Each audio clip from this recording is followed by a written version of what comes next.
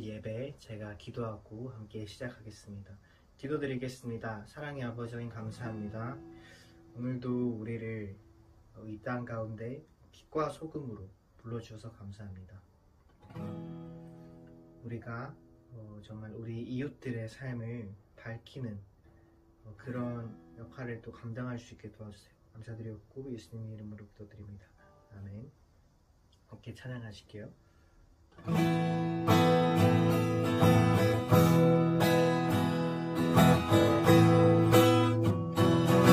만왕의 왕을 주께서 만왕의 왕을 주께서 왜 고초당했나 이 벌레 같은 날 위에 그 보혈을 였네. 십자가 내가 처음 볼 때에 나의 맘에 큰 고통 사라져. 오늘 믿고서 내 눈 밝았네. 참 내 기쁨 영원하도다. 주 십자가 못 박힘을 속죄야만인가. 그 긍휼함과 그 은혜 말할 수 없도다. 십자가 내가 처음 볼 때에 나의 맘에 큰 고통 사라져. 오늘 믿고서 내 눈 밝았네. 참 내 기쁨 영원하도다. 누르러도 그 큰 은혜 나갚을 수 없네. 나 주님께 몸 바쳐서 주의 일 있으리. 십자가 내가 처음 볼 때에 나의 맘에 큰 고통 사라져. 오늘 믿고서 내 눈 밝았네.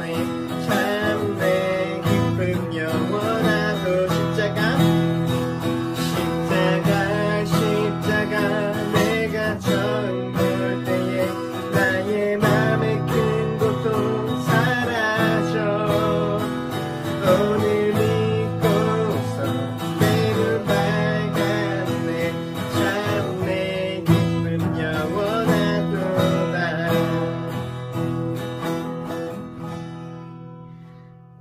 이 시간 잠깐 같이 함께 기도했으면 좋겠습니다. 예수님께서 이 땅에 오셨을 때 우리에게 주신 메시지라고 하면 바로 사랑이 떠오릅니다. 내 이웃을 내 몸과 같이 사랑하라고 말씀하셨습니다. 그러므로 우리 사랑은 반드시 나를 통해서 주변으로 흘러가야 하는 것입니다. 우리 주변에 외로움 가운데 있는 이들, 아픔 속에 있는 이들, 경제적인 어려움 가운데 있는 이들, 예수님은 우리를 그들에게로 부르십니다. 이 시간 함께 같이 기도하실 때 그 예수님의 시선이 향한 곳, 그곳에 우리가 있게 해달라고, 그런 이 세상의 빛과 소금의 역할을 감당하는 자들 되게 해달라고 함께 잠깐 같이 기도했으면 좋겠습니다. 기도드리겠습니다. 사랑의 아버지 감사합니다. 주님 우리를 불러주셨습니다. 주님 우리를 부르시는 것은 단지 우리를 위하여 살기 위해서만이 아니라 우리를 위하여 죽으신 그 예수 그리스도를 위해서 살기 위한 것을 믿습니다. 그분의 뜻은 나 주변의 이웃을 사랑하는 것입니다. 섬기는 것입니다. 예수님이 본을 보이셨듯이 발을 씻기셨듯이 가장 낮아진 자가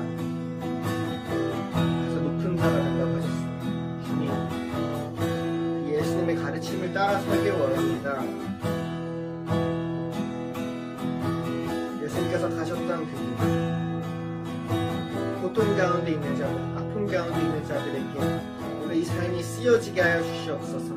우리 삶이 주님 앞에 산 제사로 드려지게 하여 주시옵소서. 그래서 우리 삶을 통하여서 예수님을 알지 못하는 이들이 위로를 얻고 또 고통 가운데 있는 이들, 아픔 가운데 있는 이들에게 그 사랑이 전해지는 삶 될 수 있게 도와주세요. 우리를 사용해 주세요. 감사드립니다. 예수님의 이름으로 기도드립니다. 사랑의 아버지 하나님 감사합니다. 이 땅 가운데 살아가지만 영원한 삶을 알게 하여 주심에 감사드립니다. 예수 그리스도의 그 놀라우신 사랑을 먼저 경험한 자들로서 이 땅 가운데에서 그 사랑을 전하고 위로하고 또 우리 도움을 필요로 하는 곳에 가서 섬기며 정말 우리 삶이 주님께 드려지는 예배가 될 수 있도록, 그래서 우리 이웃들이 생명을 얻고 새 삶을 얻는 그런 삶 될 수 있게 도와주세요. 감사드렸고 예수님의 이름으로 기도드립니다. 아멘. 시간 사도신경으로 우리 신앙을 고백하겠습니다. 나는 전능하신 아버지 하나님, 천지의 창조주를 믿습니다. 나는 그의 유일하신 아들, 우리 주 예수 그리스도를 믿습니다. 그는 성령으로 잉태되어 동정녀 마리아에게서 나시고 본디오 빌라도에게 고난을 받아 십자가에 못 박혀 죽으시고 장사된 지 사흘 만에 죽은 자 가운데서 다시 살아나셨으며 하늘에 오르시어 전능하신 아버지 하나님 우편에 앉아 계시다가 거기로부터 살아있는 자와 죽은 자를 심판하러 오십니다. 나는 성령을 믿으며 거룩한 공교회와 성도의 교제와 죄를 용서받는 것과 몸의 부활과 영생을 믿습니다. 우리 함께 기도하시겠습니다. 하나님 아버지 은혜를 감사합니다. 벌써 9월이 왔습니다. 날도 선선해지고 좋은 계절을 맞이했습니다. 우리 학생들은 개학하고 이제 학교에 가서 열심히 공부하며 또 좋은 계절에 독서도 하고 또 체력도 단련하고 그 다음에 이제 군대에 있는 형제들은 또 이제 이런 일기도 열심히 일관하며 또 그들이 맡은 국방 의무를 잘 감당하게 하고 있습니다. 하나님 아버지 또 이 나라가 앞으로 또 이제 남북 통일과 또 세계 선교를 위해서 우리나라 할 일이 많습니다. 정치자들이 정말 서로 적대적으로 대립하는 것이 아니라 합력하여 나라 민족을 위해서 어떤 일을 해야 될 것인가를 머리를 맞대고 또 은하는 그런 정치가 되게 하시고 또 우리 경제인들이 나라를 더 발전시켜서 정말 이 통일한국 이후에 이 나라가 계속 성장 발전할 수 있는 나라가 되게 하시고 특별히 아버지 하나님이 이제 저출산으로 인하여 인구 소멸에 더 어려운 가운데 있습니다. 아버지 우리가 정말 결혼과 가족과 자녀를 양육하고 또 가정을 이룬다는 것이 얼마나 중요한 것인가를 우리 기독교인부터 우리가 먼저 실천하는 그런 자들 되게 하여 주시옵소서.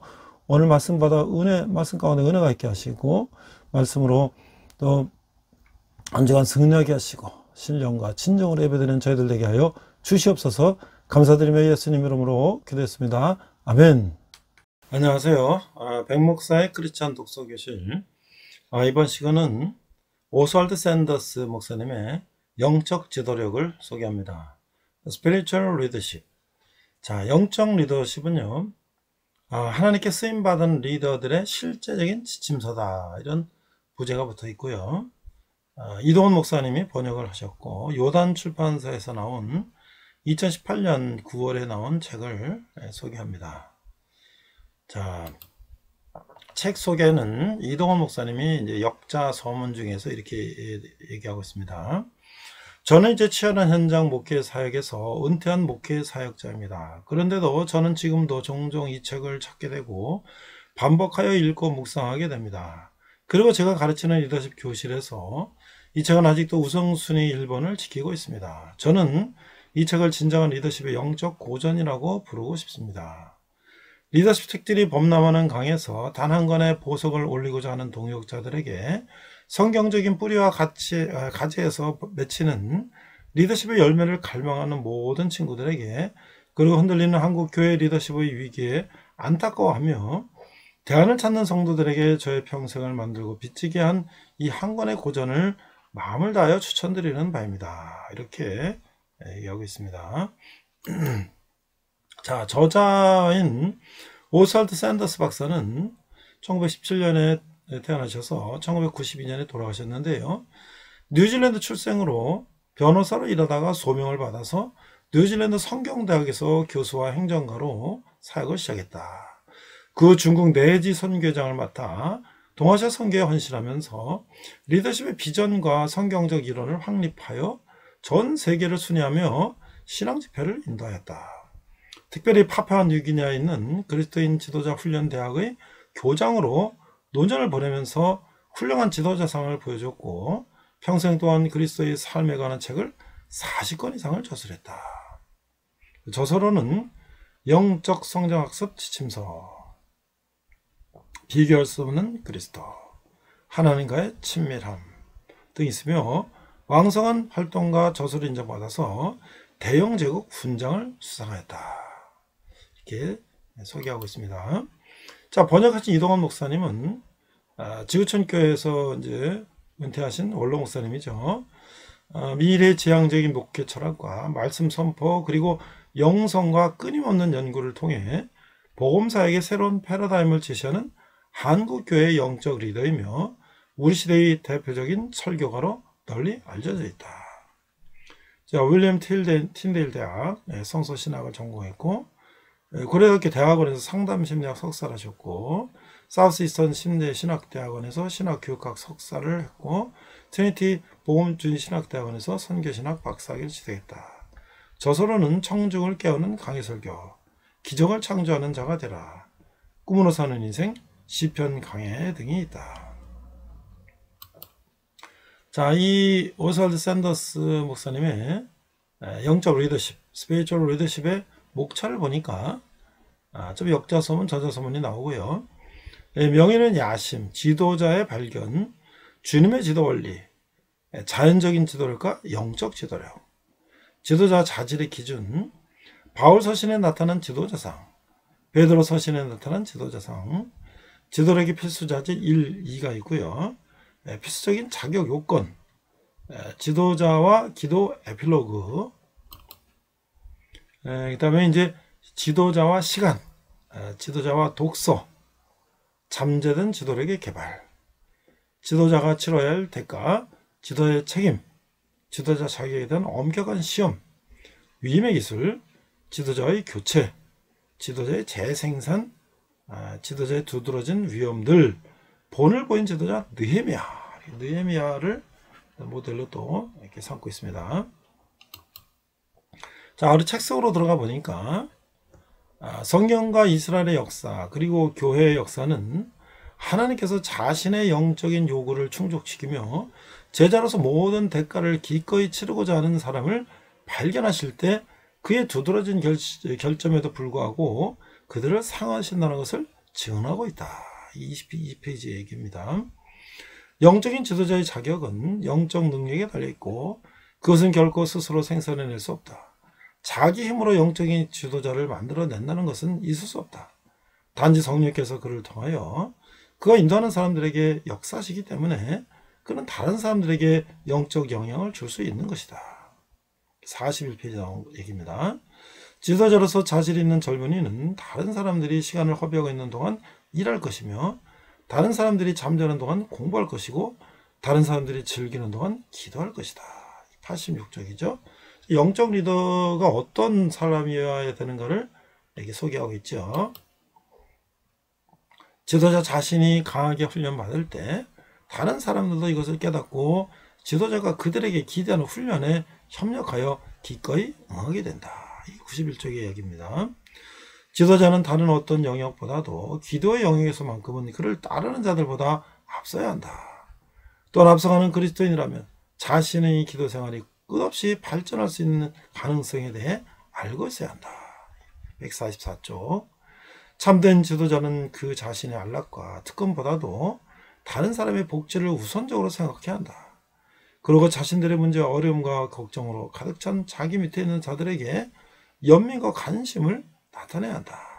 그러나 그것은 마음을 약하게 하는 것이 아니라 견고하게 하고 기운을 북돋아주는 연민이다. 이렇게 말하고 있습니다.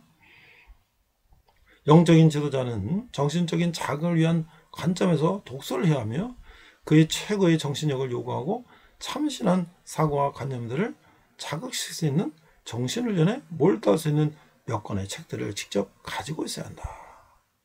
179페이지에 나온 얘기입니다. 가장 성공적인 지도자는 자기를 따르는 자들의 애착을 자기 자신에게 두기보다는 그리스도에게 두도록 하는 사람이다.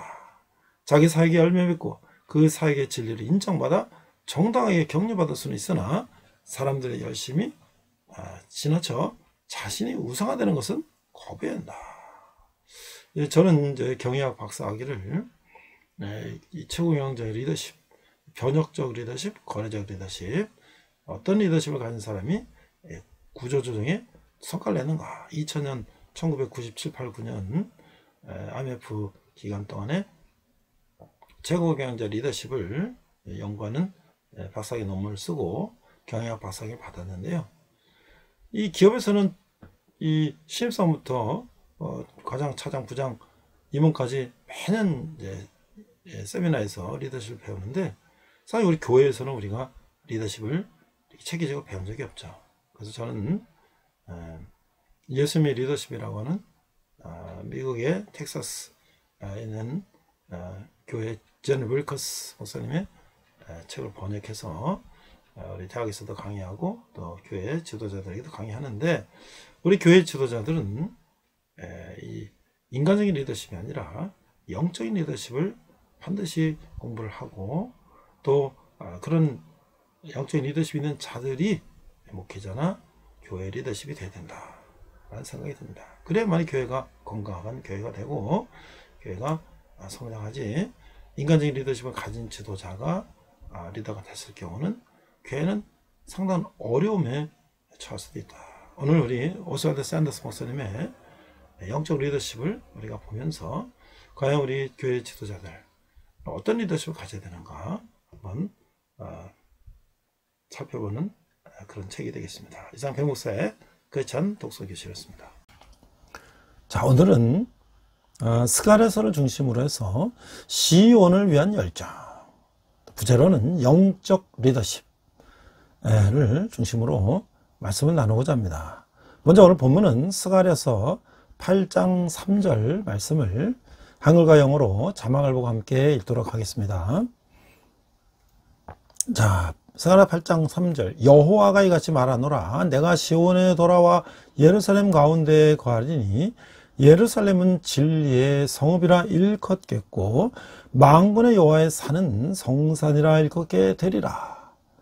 자, 스가랴 8장 3절 Thus says the Lord, I will return to Zion and will dwell in the midst of Jerusalem. 그 다음에 Then Jerusalem will be called the city of the truth and the mountain of the Lord of hosts will be called the holy mountain. 이렇게 돼 있어요. 자, 우리가 스가랴서는 사실 그렇게 많이 읽는 그런 성경책이 아니죠. 자, 그러나 우리가 포로 귀환 시대에 학개, 스가랴, 에스라, 느헤미야 이런 이제 지도자들이 어떻게 이스라엘 백성들을 지도했는가? 어떻게 하나님의 뜻을 포로로 잡혀간 백성들이 다시 이스라엘로 돌아와 그들이 성전과 성벽을 재건할 때 어떤 리더십을 발휘했고 그들의 신앙이 다시 돌아올 때 어떤 리더십을 발휘했는가를 우리가 한번 살펴보는 시간이 되겠습니다. 이 스가랴는 어떻게 읽을 것인가? 어떻게 이 땅에서 하나님의 영광이 드러날 수 있을까? 어떻게 하나님의 나라가 임할 수 있을까? 어떻게 하나님의 뜻이 이루어질 수 있을까? 이런 누구를 통해서 어떻게 이루어질 수 있는가? 스가랴의 그 해답이 있다라고 하는 것이죠. 스가랴 선지자는 학개가 BC 520년경 성전 재건 설교를 시작한 지 2달 후에 동일하게 성전 재건을 위한 격려 메시지를 전했던 것이죠. 스가랴는 BC 518년까지 메시지를 전했고 이후 성전은 BC 516년에 이제 완성이 됐다는 거예요. 따라서 스가랴 메시지는 기본적으로 학계와 동일하게 성전을 재건하라는 메시지지만, 이런 성전 재건이 누구를 통해서 이루어질 것인가를 더욱 구체적으로 밝힌 점에서 차이가 있다고 하는 것이죠. 전마부 1장에서 8장은 주로 8가지의 환상을 통해서 성전은 성령과 성령받은 정치적 지도자 스룹바벨과 종교적 지도자 대제사장 여호수아를 통해서 반드시 성취될 것임을 보여주고 있는 거예요. 후반부 9장에서 14장은 미래에 나타날 메시아의 영광스러운 도래를 알려주고 있는 것이죠. 메시아는 낮고 천한 인간의 삶 속에 오실 것이다. 메시아는 그분의 언약의 피로 이스라엘을 회복할 것이며, 흩어져서 양처럼 방황하는 백성들의 목자가 되실 것이다. 또한 메시아는 창에 찔리고 배반을 당할 것이지만 영광 중에서 다시 오셔서 이스라엘을 대적의 손에서 구원하시며 새로운 세상 속에 자신의 나라를 세울 것이다 라고 예언하고 있는 거예요. 자, 그러면 이 교회야 세상 가운데서 하나님의 영광이 다시 회복되는 것은 성령 충만한 메시아 예수님을 통해서 반드시 이루어진다고 하는 것이죠. 오순절 이후 교회 부흥의 역사는 언제나 하나님의 교회에 다시금 개혁과 부흥이 일어날 때 성령 충만한 설교자들이 나타나서 하나님 말씀을 선포함으로써 교회가 회개하고 새롭게 될 때 이루어졌음을 보여준다고 하는 것이죠.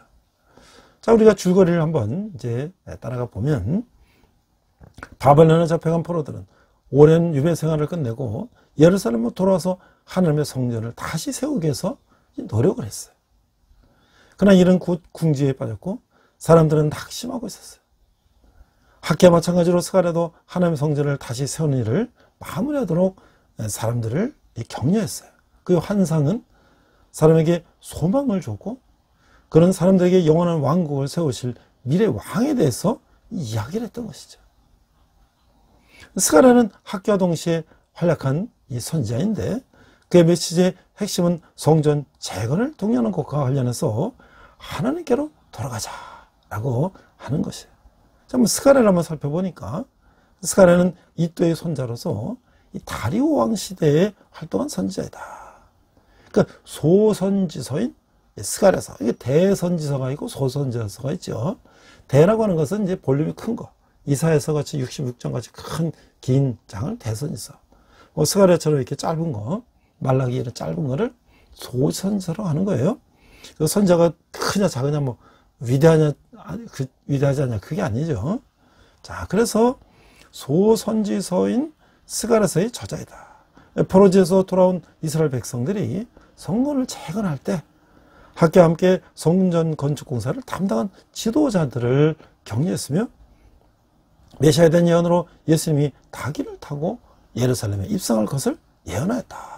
이게 바로 스가랴서 9장 9절의 말씀인 거예요. 그러므로 너는 그들에게 말하기를, 만군의 여호와께서 이처럼 이르시되 너희는 내게로 돌아오라. 만군의 여호와의 말이니라. 그리하면 내가 너희에게로 돌아가리라. 만군의 여호와의 말이니라.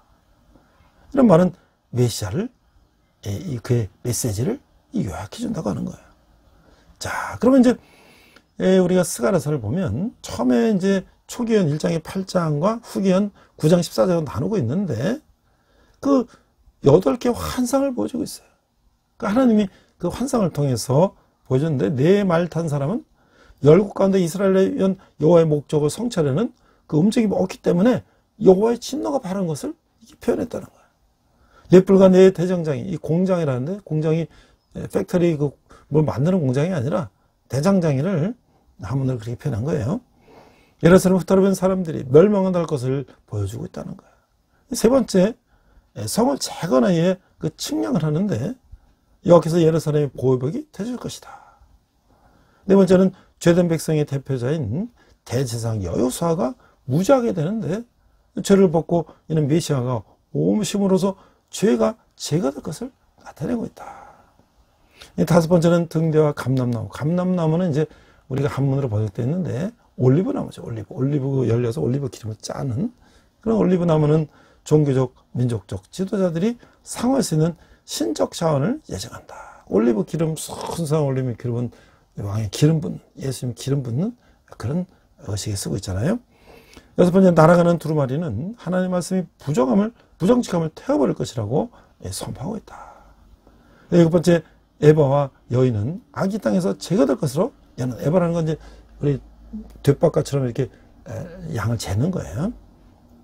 여덟 번째, 내 병거는 온 세상에 대한 하나님의 주권을 선포한다.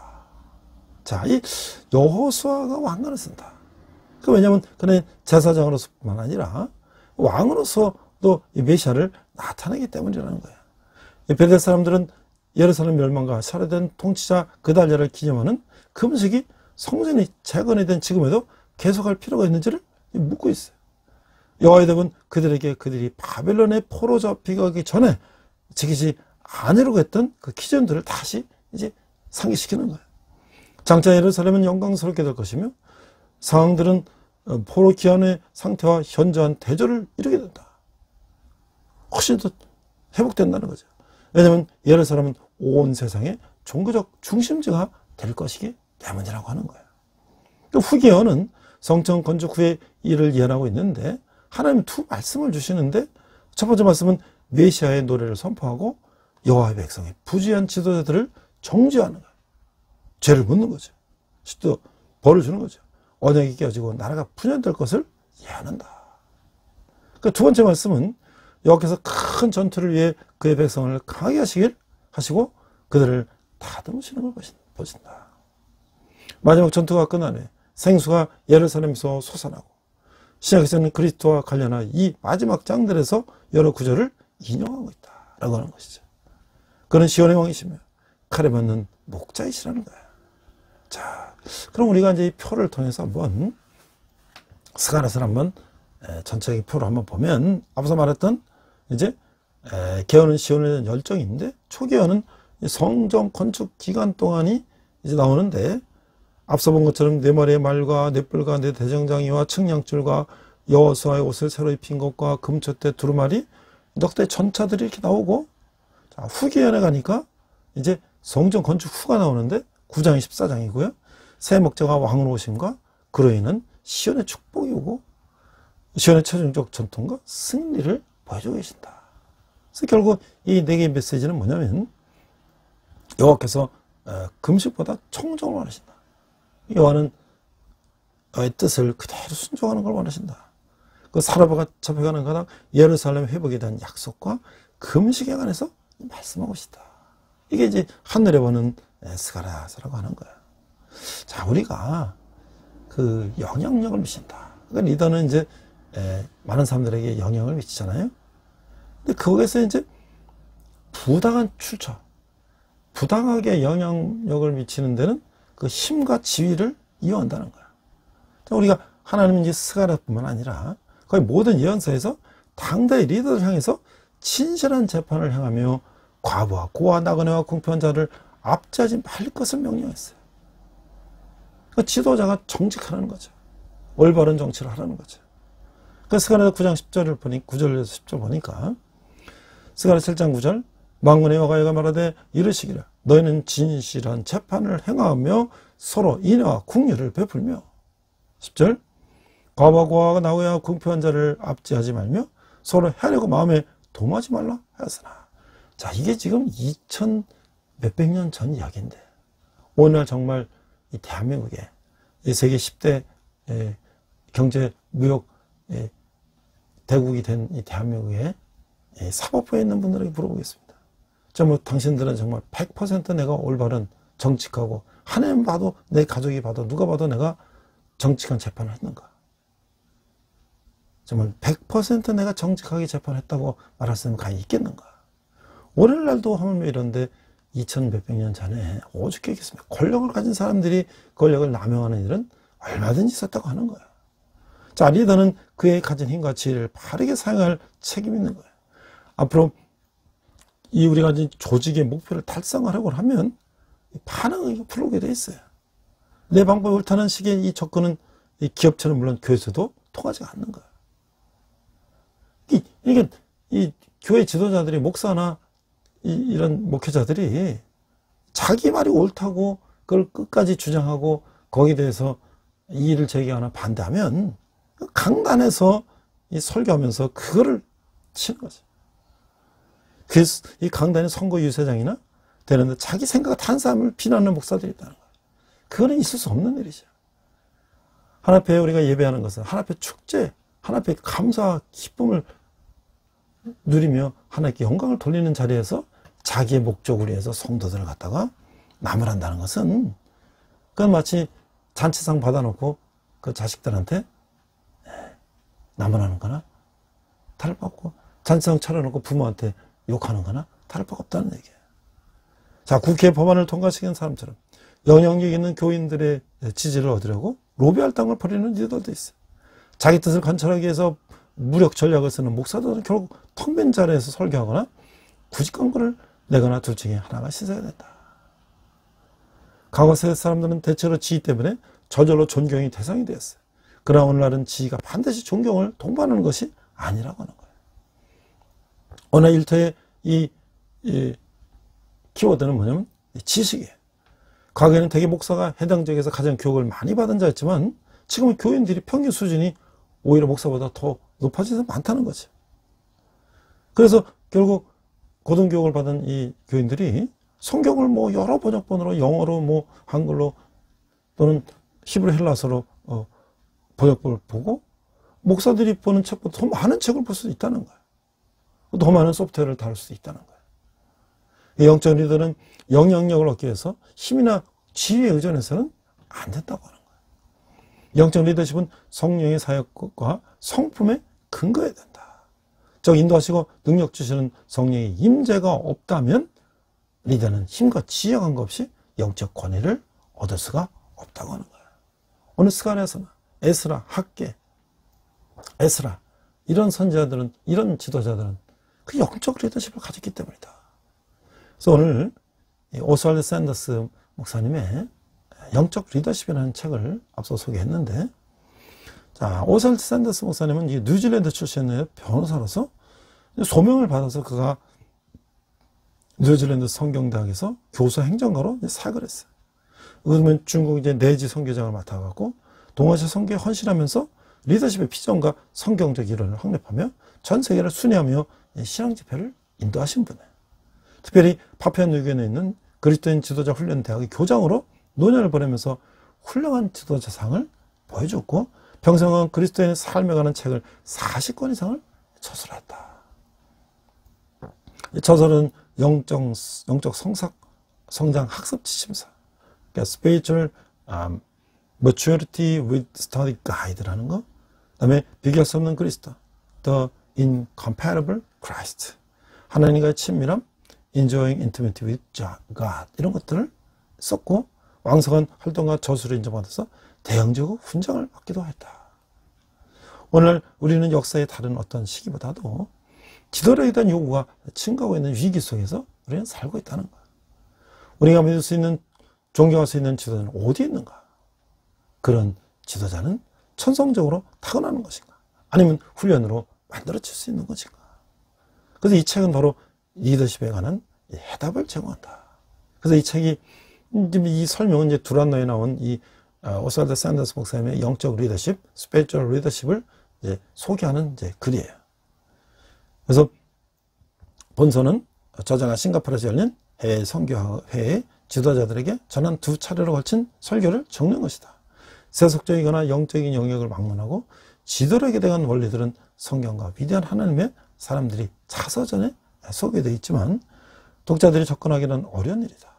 따라서 이 본서는 그들의 이야기들까지도 선별하여 독자들이 쉽게 이해할 수 있도록 전하기를 원하고 있다. 이렇게 설명하고 있어요. 자, 오늘 교회에 있어서 재능 있고 열정 있는 지도자에 대한 필요는 아무리 강조해도 지나치려고는 않을 것이다.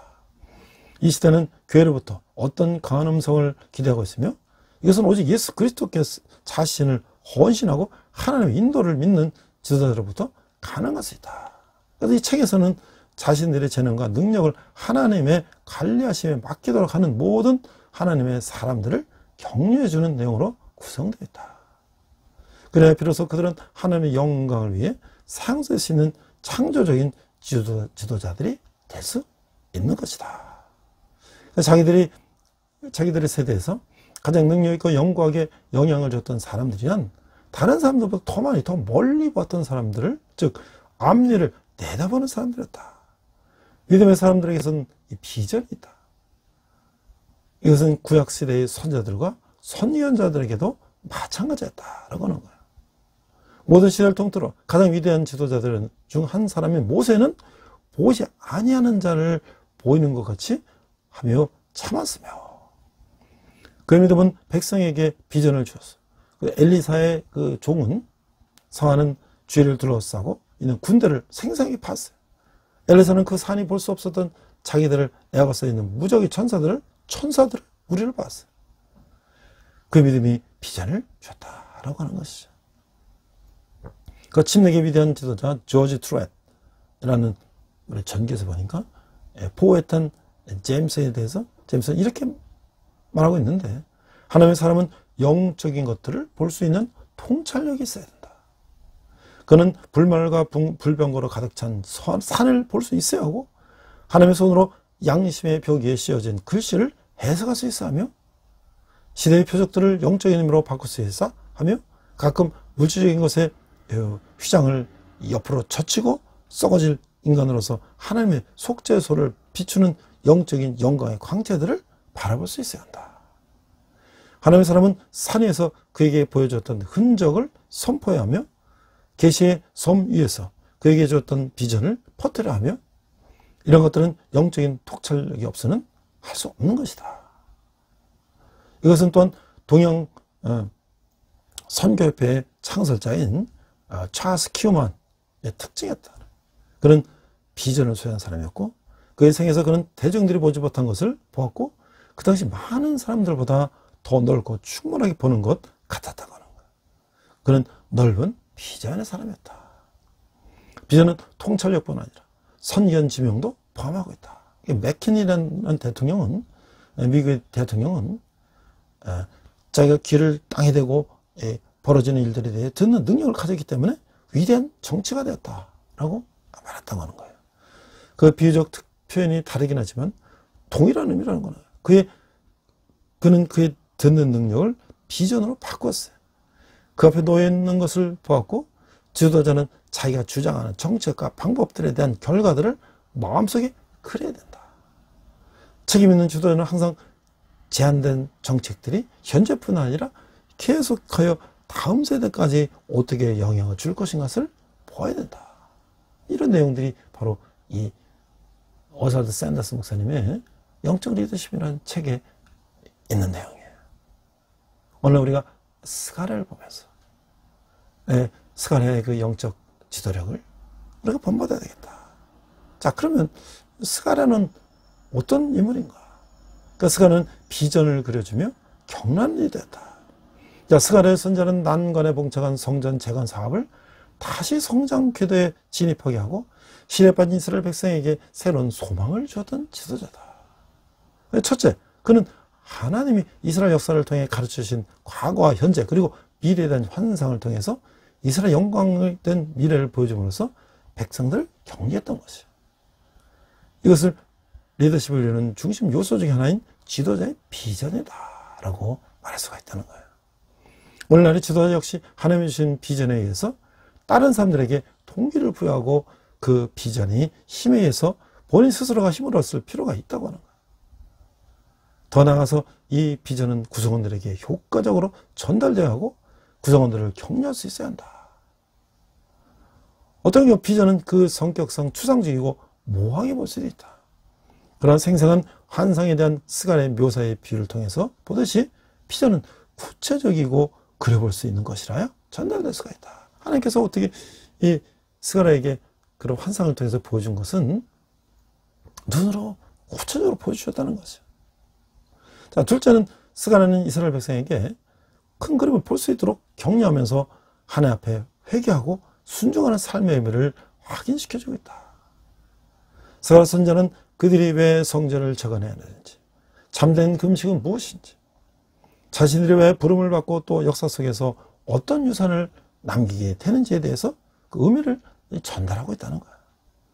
자신하고 있는 일에 대해서 분명한 의미를 안다는 것은 중요하다.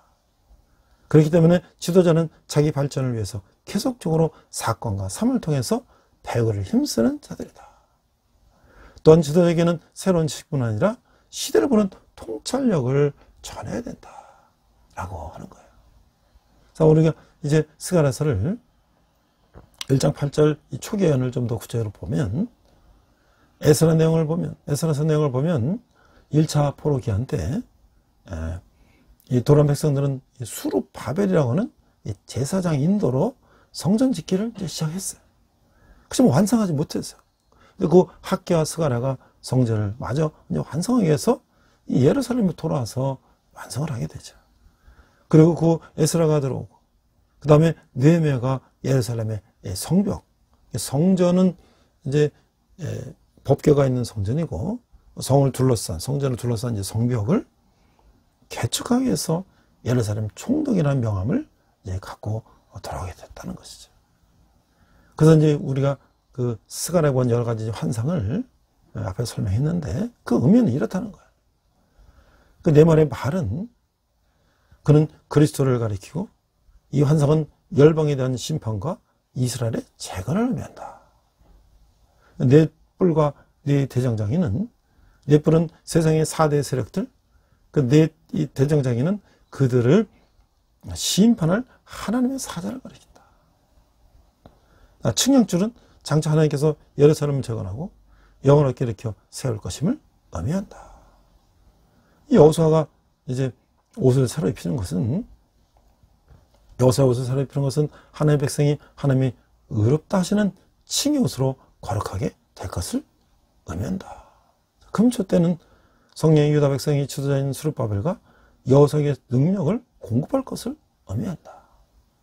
두루마리는 각 사람의 지은 죄에 대한 하나님의 심판과 저주를 의미한다. 이 여인은 지혜의 반역을 상징하고 그것이 이스라엘 떠나 바벨론으로 옮겨질 것이다. 네대 전차는 온 땅에 임할 하나님의 심판을 의미한다. 이렇게 환상을 통해서 이제 스가랴에게 보여주셨고, 그 스가랴는 이스라엘 백성들에게 격려하며 하나님의 말씀을 전했다고 하는 것이죠. 그래서 이제 7, 8장에 보니까 순종이 형식적인 금식보다 낫다. 우리가 이제 순종이 제사보다 낫다. 그 이제 사울을 통해서 나중에 우리가 이제 확인이 되죠.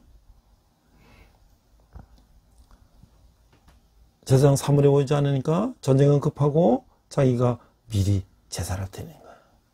그래서 사무엘에게 하나님께 혼나는 것이에요. 결국 사울은 왕에서 쫓겨나게 되는 거예요. 자, 이 하나님의 스가랴를 통해서 이스라엘의 형식적인 금식을 책망하셨어요. 스가랴 7장 5절 7절에 보니까 5절 온 땅의 백성과 제사장들에게 이르라 너희가 70년 동안 5달과 7째 달에 금식하고 애통하였거니와 그 금식이 나를 위하여 한 것이냐. 6절 너희가 먹고 마실 때 그것은 너희를 위하여 먹고 너희를 위하여 마시는 것이 아니냐. 7절 예루살렘과 사면 성읍의 백성이 평온히 거주하며 남방과 평원에 사람이 거주할 때에 여호와의 선자들을 통하여 외치 말씀이 있지 않느냐 하시니라. 스가랴는 금식이 하나님 앞에 가장 중요한 것이 아니라고 말하고 있어요. 하나님이 진정으로 원하시는 것은 선지의 말을 청종하는 것이다. 듣는 것이다. 이스라엘 백성들은 그들의 조상들이 선자들이야 저는 하나님의 말씀을 순종하지 않음으로 해서 그 땅이 황폐케 된 것을 기억해야 됐다는 거야. 그러므로 이스라엘 백성들은 그들 상황 안에 진실하며 하나님께 대하여 진실하여 언약에 신실한 하나님의 백성이 되어야 했다고 하는 것이죠. 스가랴 8장 16절에 19절 보면 이렇게 할 때 그들은 멸신공이 하나님의 백성이 된다고 하는 거야. 16절 너희가 행할 일은 이러하니라 너희 이웃과 더불어 진리를 말하며 너희 성문에서 진실하고 화평한 재판을 베풀고 17절 마음에 서로 해하기를 도모하지 말며 거짓 맹세를 좋아하지 말라. 이 모든 일은 내가 미워하는 것이나 여호와의 말이니라. 왜 성문 앞에서 재판하냐? 그 당시 어떤 이런 사람들 간에 문제가 생기면 성문 앞에서 장로들과 이제 사람들이 모여가지고 그거에 대해서 이제 이야기하고 그거에 대해서 이제 어른인 장로들이 이렇게 해라 저렇게 해라 이제 율법에 따라서 재판을 해주는 거예요. 자, 금신에 관해서 말씀하시다. 18절에 보니까 만군의 여호와의 말씀이 내게 막 이르시되 만군의 여호와가 이같이 말하더라. 넷째 달의 금식과 다섯 달의 금식과 일곱째 달의 금식과 열째 달의 금식이 변하여 유다 족속에게 기쁨과 즐거움과 희락의 절기들이 되리니 오직 너희는 진리와 화평을 사랑할지니라. 스가랴 8절에 보니까 너희다가 예루살렘 가운데 거주하게 하리니 그들은 내 백성이 되고 나는 진리와 공의로 그들의 하나님이 되리라. 결국 앞서 말한 것처럼 금식 몇 달을 하고 며칠을 하고 그런 것이 중요한 게 아니라 하나님의 말씀을 순종하는 것이 중요하다. 그러니까 외식적인 신앙을 하나님은 하지 말라고 하셨던 것이죠. 오늘 우리도 그런 형식적인 외식적인 신앙을 하는 사람이 없는가? 우리가 한번 생각해 볼 필요가 있다는 거예요. 자, 그러면 이제 에스라 5장 2절에서 6절을 보면 성전을 재건한 이야기가 나와요. 중단된 성전 재건이 학개와 스가랴 선지자의 동료로서 다시 시작하고 그 재건이 완성되게 되는 거예요. 새 왕 다리엘을 설득하여 성전 재건을 완성하고 처음으로 유월절을 지키게 되는 거예요. 바벨론 속박에서 벗어나는 제2의 출애굽을 체험한 이들에게 이 유월절 지킴은 특별한 의미가 있었다고 하는 것이죠. 자, 우리가 앞에서 이 스가랴의 리더십을 우리가 생각해 봤고 오살드 샌더스 목사님의 영적 리더십에 대해서 살펴봤어요. 자, 그러면 성령의 인도를 받는 리더는 무엇인가? 이 개인의 가정 환경과 경험 모두 리더십 능력에 영향을 미치지만 영적 리더의 성장에는 세상의 리더십 개발에서 볼 수 없는 별도의 차원이 있다. 그것은 리더의 삶 속에서 일하시는 성령의 역사이다. 이게 바로 오살드 샌더스 목사님이 자성과 영적 리더는 존재하지 않는다. 혼자서 이렇게 노력하고 공부해서 그런 영적 리더는 존재해야 된다. 그럼 뭐예요? 하나님 통해서, 예수님 통해서, 성령을 통해서, 삼일째 하나님을 통해서만이 우리가 영적 리더십을 이제 갖출 수가 있다. 그래서 앞서 설명한 것처럼 이 오스왈드 샌더스 목사님은 OMF라고 하는 오버시즈 미셔너리 펠로십이라는 OMF 선교회에서 첫째 감독으로 수십 년간 선교를 이끌었다. 국제적 모임의 전문 강사로 전 세계를 다니며 활발히 사역을 했어요. 또한 기독교 사역과 신학 서적 부분의 대형 제국 훈장을 받게 되었고 그런 일생에 걸쳐서 영성에 관한 40권 이상의 책을 저술했다고 하는 거예요. 그래서 영적 리더십은 지도력은 앞서 우리 얘기했지만 명예는 야심, 지도자 발견, 주님의 지도 원리, 자연적 지도력과 영적 지도력, 지도자의 자질의 기준, 바울 서신에 따른 지도자상, 베드로 서신에 따른 지도자상, 지도력의 필수적인 차질 1, 지도력의 필수적인 차질 2, 그 다음에 필수적인 자격 요건, 지도자 기도, 지도자 시간, 지도자 독서, 잠재된 지도력의 개발, 지도자가 치를 대가, 지도자의 책임, 지도자의 자격에 대한 엄격한 시험, 위임의 기술, 지도자의 교체, 지도자의 재생산, 지도자의 두드러운 위험들, 본을 보인 지도자, 위임이야. 이렇게 목차가 되어 있어요.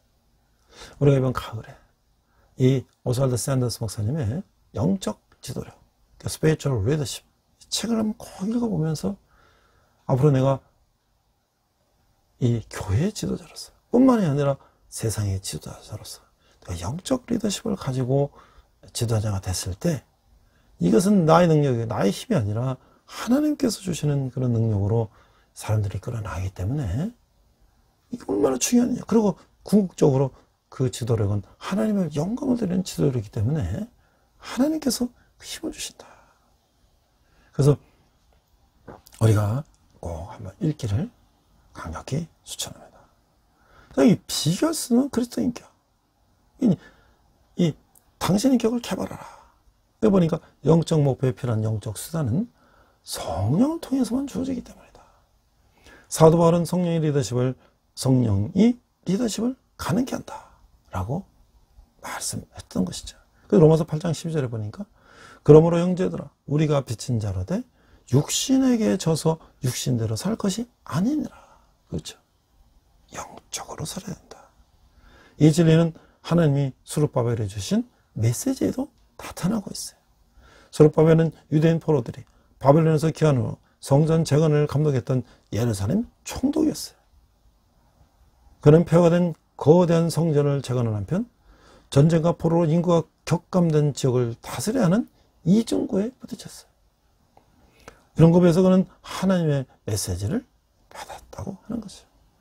사라 4장 6절 5절 내가 말하는 천사가 대답하여 이르되 내가 이것들이 무엇인지 알지 못하느냐 하므로 내가 대답하되 내 주여 내가 알지 못하나이다. 아니 6절 그가 내게 대답하여 이르되 여호와께서 수룹바벨에게 하신 말씀이 이러니라. 만군의 여호와께서 말씀하시되 이는 힘으로 되지 않으며 능력으로 되지 아니하고 오직 나의 영으로 되느니라. 그렇죠. 우리가 세상에 지도자가 되고 리더가 될 때 우리 머리를 짜내고 우리의 경험과 또 우리의 아이디어를 가지고 난간을 극복하려고 무지하니 애를 썼죠.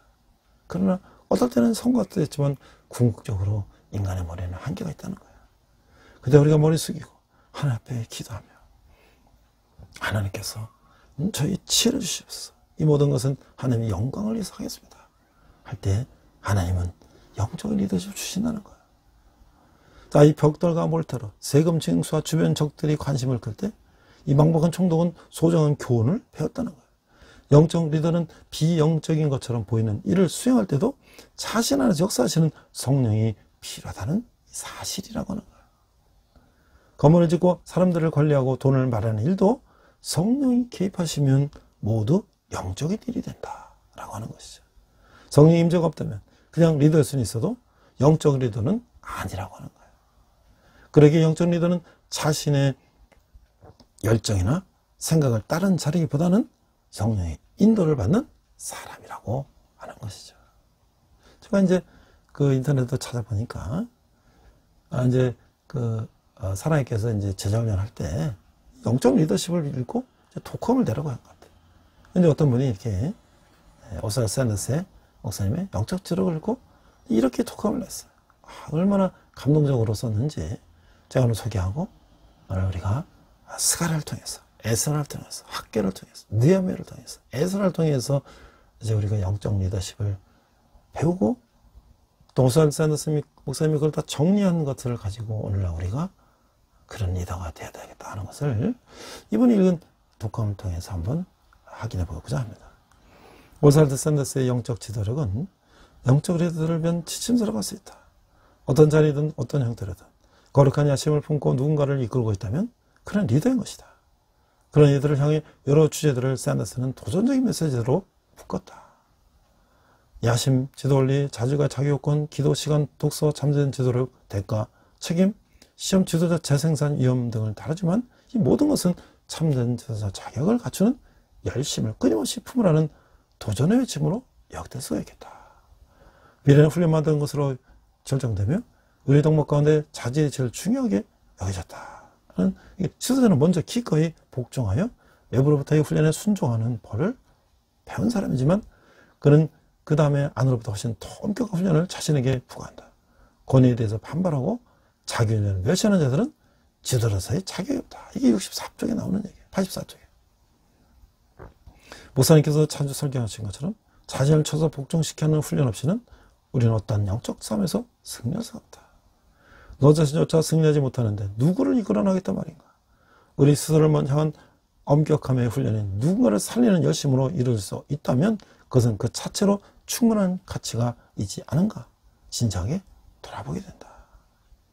가장 기억에 남는 대목은 샌더스 목사님의 지도자가 치료할 대가에 대해서 말했던 부분이다. 그런 조혜모 박사의 글을 인용하며 상처의 흔적들은 충성스러운 제도와 진정한 지도자의 확실한 지도력의 표시라고 말합니다. 그 깨지고 상처받았던 것들 말하는 거죠. 자기를 헌신했다가 받은 고통들, 예수님은 자신의 흉터를 제자들에게 보셨고 그 상처는 제자들을 움직였다.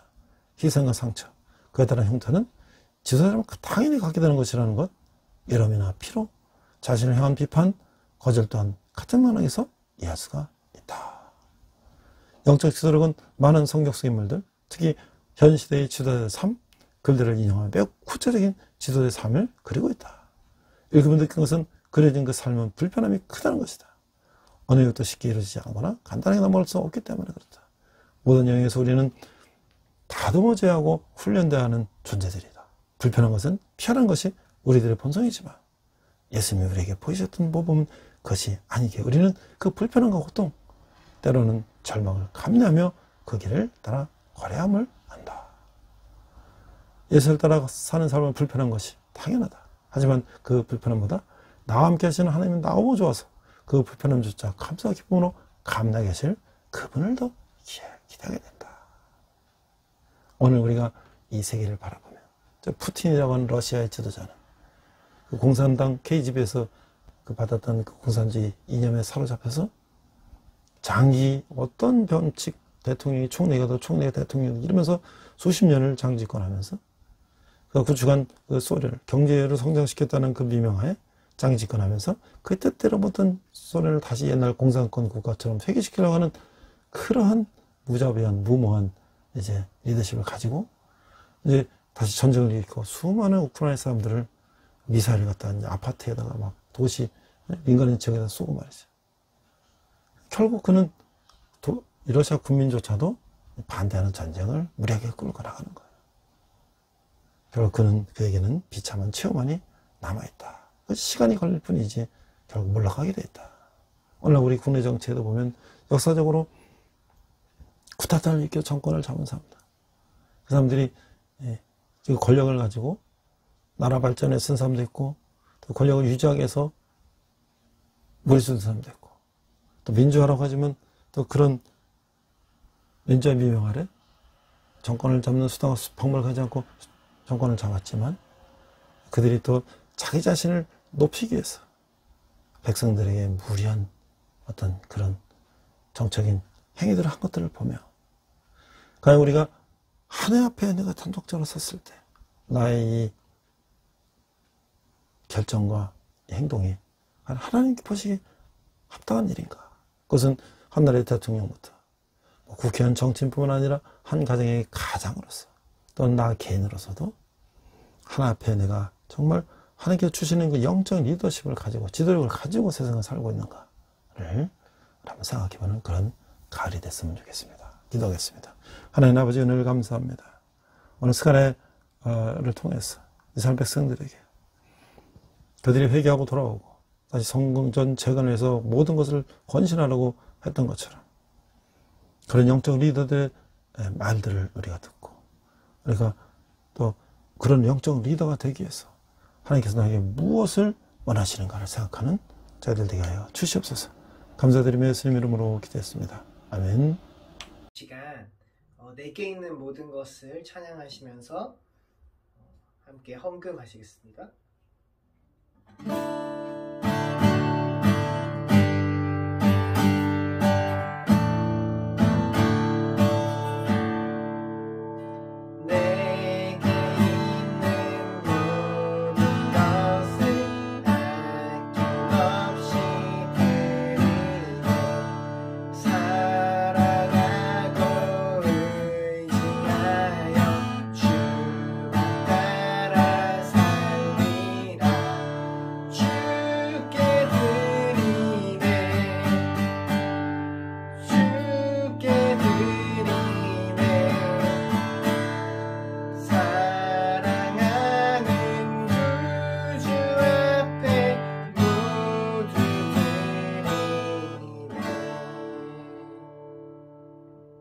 네, 앞서 기도한 것처럼 이제 가을이 참 돌아왔습니다. 지난 여름에 그 한 달 전만 해도 그렇게 더워가지고 도대체 이게 가을이 올까 했는데 아침 저녁으로 시원한 바람이 불고 또 이제 습기도 많이 줄어들었고 뭐 심지어는 아침 저녁에 선선하기까지 합니다.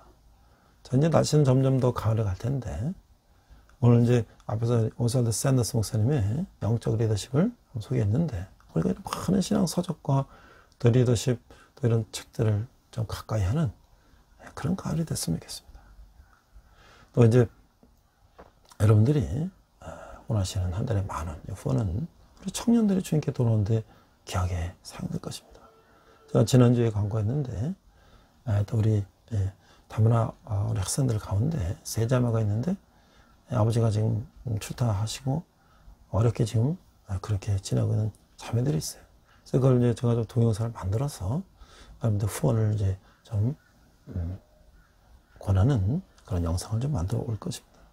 우리 주위에 어려운 사람들, 특별히 어려움에 있는 우리 학생들, 청소년들을 우리가 좀씩 도운다면 그들이 정말 이 은혜를 믿고 정말 하나님을 의지하며 이 세상에서 귀한 사람으로 성장할 것입니다. 만약에 우리가 그들을 무시하고 우리가 그냥 신경 안 써하면 그들은 어디로 가겠습니까? 결국 범죄로 갈 수밖에 없는 것이죠. 자, 우리 함께 기도하겠습니다. 하나님 아버지 은혜를 감사합니다. 저희가 자원님을 주님께 드렸습니다. 이 예물 쓰는 것마다 주님의 영광에 나타나게 하시고 우리 청년들이 주님께 돌아오는데 귀하게 사용되게 하여 주시옵소서. 지금은 우리 주 예수 그리스도의 은혜와 하나님 아버지의 극진하신 사랑과 성령님의 감화동 역사심에 성전 재건을 위해서 학계 스가라 에스라 느헤미야 이 선각자들이 영적 지도자들이 어떻게 하나님의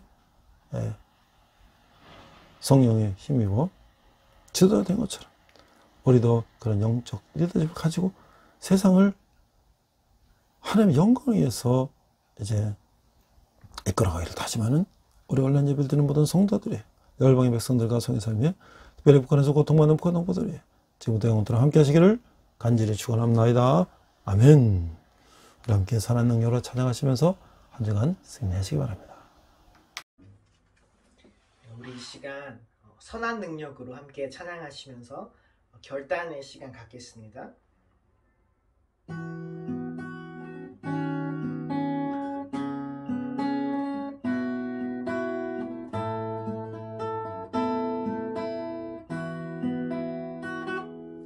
그 선한 힘에 고요히 감싸여 그 놀라운 평화를 누리며 나 그대들과 함께 걸어가네. 나 그대들과 하늘을 여네. 지나가 너무 어둠의 날들이 무겁게 내 영혼 짓눌러도 오 주여 우릴 외면치 마시고 약속의 구원을 이루소서. 그 선한 힘이 우릴 감싸시니 믿음으로 일어날 일 기대하네. 주 언제나 우리와 함께 계셔. 하루 또 하루가 늘 새로워. 주께서 밝히신 작은 촛불이 어둠을 헤치고 타오르네. 그 빛에 우리 모두 하나 되어 온 누리에 비추게 하소서. 그 선한 힘이 우릴 감싸시니 믿음으로